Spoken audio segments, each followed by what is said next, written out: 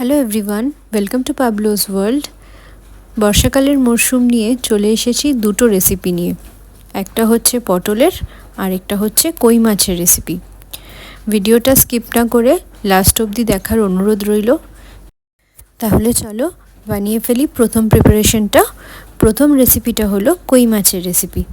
তো দেখো কি কি লাগছে আর কিভাবে করছি আমি। প্রথমেই যেটা করতে হবে, প্রথমেই কই মাছগুলোকে ভালো করে কেটে তার মধ্যে নুন হলুদ মাখিয়ে রাখতে হবে কিছুক্ষণ। এরপর কড়াইয়ের মধ্যে সর্ষের তেল দিয়ে ভালো করে সর্ষের তেলটা গরম করে মাছগুলোকে ভেজে নিতে হবে কড়া করে। তার সাথেই আমি একটা পেস্ট তৈরি করে রেখেছিলাম, কাঁচা পাকা লঙ্কা, পেঁয়াজ, টমেটো আর আদার, এই যে সেই পেস্টটা। দেখো মাছ ভাজা হয়ে গেছে। এবার ওই তেলের মধ্যেই পাঁচফোড়ন দেব।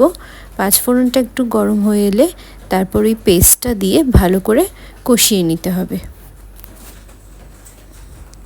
এইদিকে আমি আরেকটা পেস্ট রেডি করছি। 2 কোয়া রসুন আর অল্প একটুখানি সর্ষে দিয়ে একটা পেস্ট রেডি করলাম। এবার যে মশলাগুলো দেব সেটা হচ্ছে নুন, অল্প একটুখানি জিরে গুঁড়ো, অল্প একটু হলুদ গুঁড়ো আর অল্প একটু কাশ্মীরি লঙ্কা। এইগুলো দিয়ে মশলাটাকে ভালো করে কষিয়ে নিতে হবে। যখন মশলা থেকে তেল ছাড়বে তখন ওই সর্ষে বাটাটা দিয়ে দিতে হবে।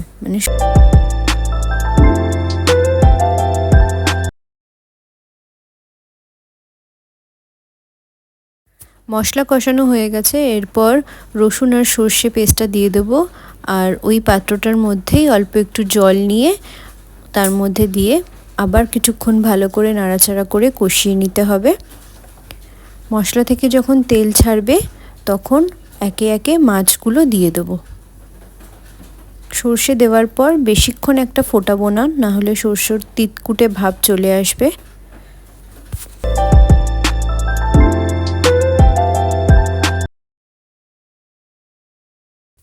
মশলাটা দিয়ে জলটা শুকিয়ে গেছিলো, তাই অল্প একটু জল অ্যাড করব।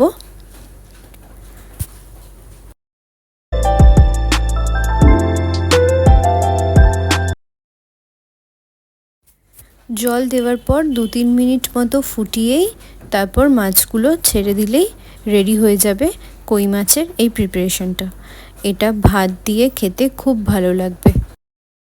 বেশি জল আমি দিইনি, কারণ এটা একটু গা মাখা মাখা টাইপের হবে। তো মাছগুলোকে এপিট ওপিট করে ভালো মতো গ্রেভির মধ্যে মিক্সড করতে হবে।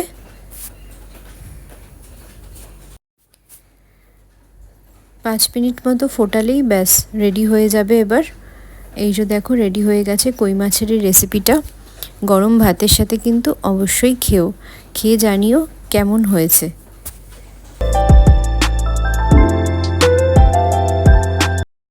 আচ্ছা, এইবার চলে আসছি পটলের রেসিপিতে।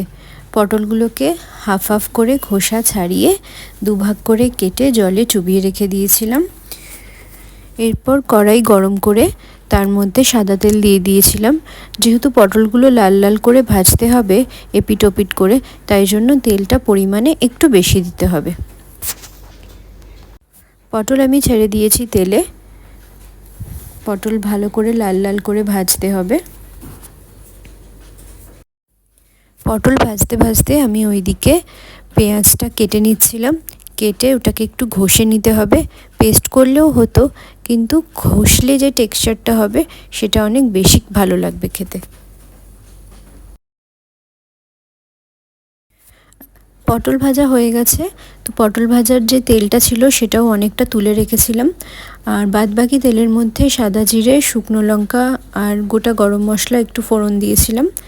আর এই যে পেঁয়াজ ঘষে রেখেছিলাম, পেঁয়াজ পেস্ট করলে সেই জলটা বেশি বেরিয়ে যেত, তো তার জন্য পেঁয়াজটা ঘষে দেওয়া হয়েছে। সমস্ত কিছু ভালো করে একটু ভাজা ভাজা মতো করে নিতে হবে। আর আমি তার সাথে সাথে আরেকটা পেস্ট তৈরি করব, সেটা হচ্ছে পোস্ত, চারমগজ আর কিছু কাঁচা পাকা লঙ্কা। এগুলোকে ভালো করে পেস্ট করে আমি ওই মশলাটার মধ্যে মিশিয়ে কষাতে হবে ভালো করে। Paste ready. এবার এই মশলাটার মধ্যে দিয়ে ভালো করে কিছুক্ষণ নাড়াচাড়া করতে হবে যতক্ষণ না তেলটা ছাড়বে।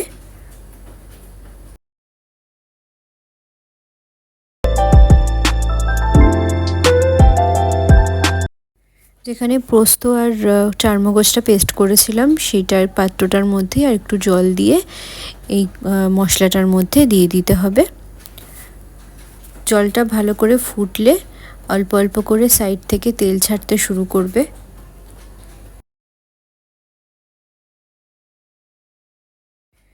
এই যে দেখো সাইড থেকে অল্প অল্প তেল ছাড়তে শুরু করেছে, জানি না বুঝতে পারছো কিনা। আমি এখানে ঘরে পেতে রেখেছিলাম দই, তো সেই দইটাও একটু ফেটিয়ে দিয়ে দেবো ওই মশলার মধ্যে। ভালো করে ফেটিয়ে নিতে হবে যাতে কোনো লাম্পস না থাকে। দইটা ওই মশলা কষানোর মধ্যে দিয়ে দিলাম। এবার গ্রেভিটা একটু ঘন করার জন্য ভালো করে নাড়তে হবে, না হলে পরে দইটা ফেটে যেতে পারে।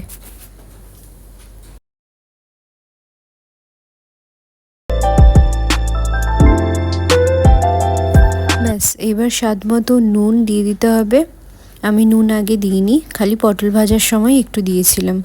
আর আমি এখানে চিনির পরিবর্তে ইউজ করছি মিছরি। তোমরা চাইলে চিনি বা গুঁড়ো দিতে পারো। দিয়ে সমস্ত কিছু ভালো করে নাড়াচাড়া করতে হবে।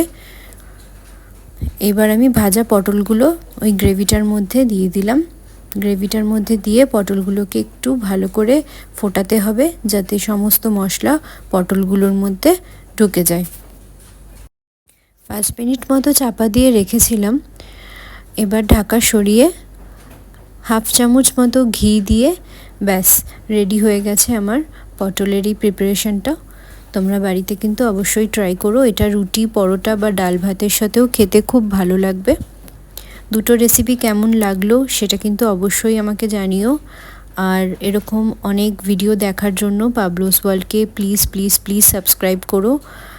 আর চলে আসছি আবার একটা নতুন ব্লগ নিয়ে। দেখতে থাকো পাবলোস ওয়ার্ল্ড, সাপোর্ট করতে থাকো। চলো টাটা।